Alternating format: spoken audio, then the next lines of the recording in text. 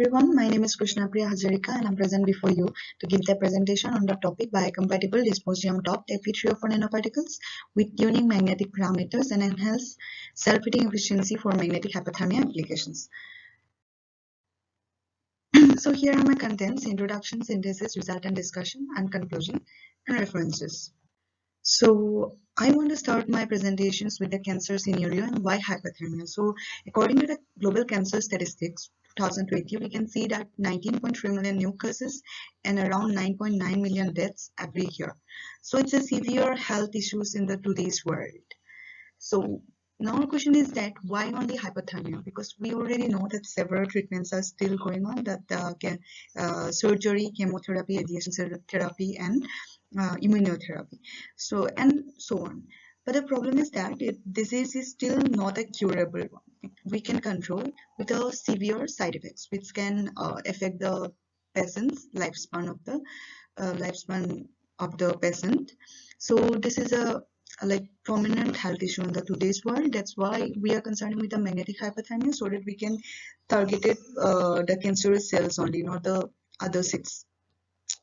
So for more precisely understanding the magnetic hyperthermia, just I'm just like showing you a schematic diagram. So in case of magnetic hyperthermia, it's just a treatment for cancer. So what we are doing is that we are killing the targeted cancer cells by the heating. So in this case, like we can see, we basically applied magnetic nanoparticle in a patient body, and the heat will generate, and after that it will kill the cancerous cells. Now the question is that how the heat will generate. So in this case, we are basically using alternating magnetic field, and the rest of that, the normal cells are not affected by the heating. So now question is that how heat will generate. So in case of superparamagnetic nanoparticles, the heat generation mechanisms is dominated by the Needle relaxation and the Brownian relaxation. So in case of Needle relaxations, when we apply the magnetic field, the magnetic particle will rotate.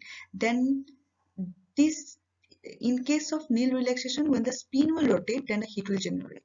In case of Brownian relaxation, when the whole particle will rotate, then the heat will generate. So this is the mechanism of the heat generation in case of magnetic hyperthermia, and we are basically concerning with the heat generation mechanisms. Like we are studying how we can get a efficient heat generation for a magnetic hyperthermia applications.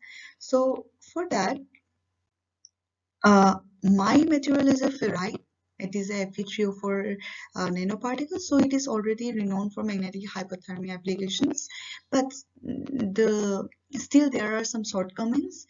We want to reduce that shortcomings. Like it has a high oxidation states. Like it will, and it's very difficult to synthesized. Most importantly, the ferrites, basically we are concerning with the ferrites. The reason is that it has a high electrical resistivity, low eddy current loss, high saturation magnetization, moderate permittivity, and it is biocompatible and biodegradable.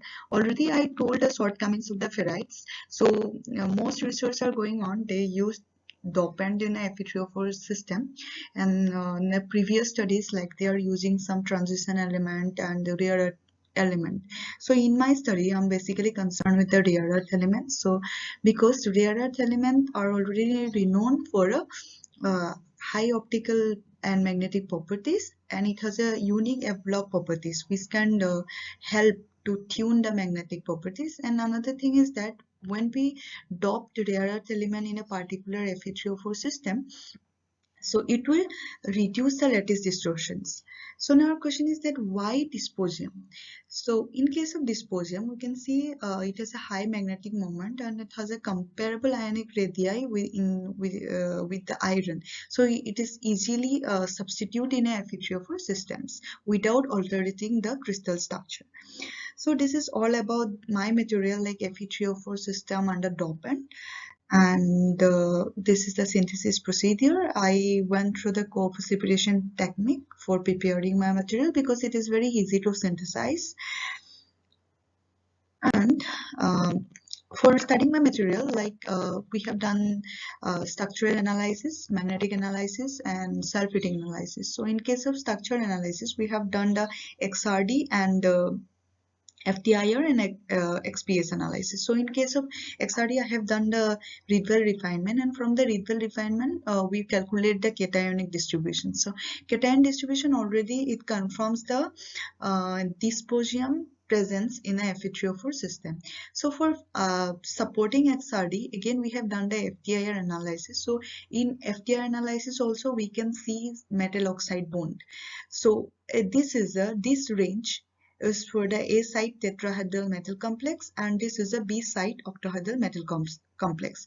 So already we have done the theoretical study for the dysprosium dot, the presence of dysprosium in Fe3O4 system, and further for experimental supporting we have done the XPS analysis and which confirm the dysprosium dot in a Fe3O4 system. So in this is the XPS spectra. So in case of XPS spectra we can already see that dysprosium is present in a Fe3O4 system.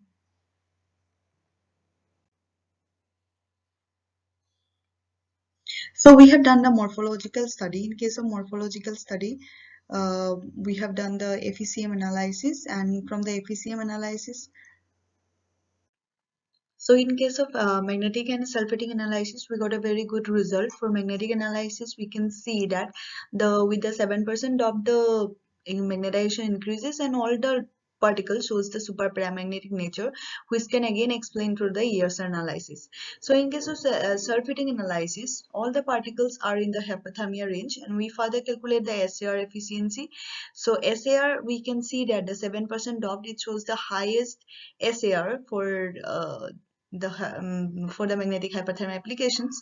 And in case of comparative analysis, we can see that with the doping concentration, particle size, magnetization, effective anisotropy, and SR, everything is increases in an optimum manner. So it can resembles that from the analysis that dysprosium doped Fe3O4 nanoparticle can be used for a magnetic hyperthermia applications. So here we can conclude that the dysprosium doped magnetite is successfully synthesized, and from the morphology and structural analysis we can see that the dysprosium is properly doped in the magnetite systems, and magnetization and magnetic anisotropy can be controlled in case of dysprosium doped ferrite, and the hyperthermia efficiency has been greatly increased with the incorporation of dysprosium atom and make them a potential candidate for magnetic hyperthermia application.